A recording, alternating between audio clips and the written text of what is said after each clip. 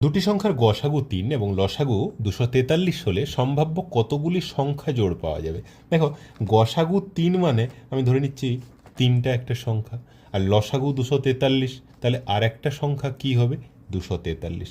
যদি গসাগু একটা সংখ্যা হয় তখন লসাগু আর একটা সংখ্যা হয়।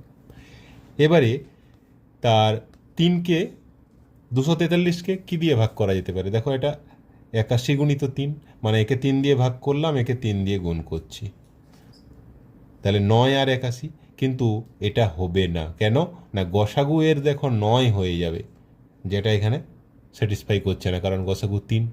আবার একে যদি ৩ দিয়ে গুণ করি, এটা ২৭ হয়ে যাচ্ছে, এটা ৩ দিয়ে ভাগ করলে ২৭ হয়ে যাচ্ছে।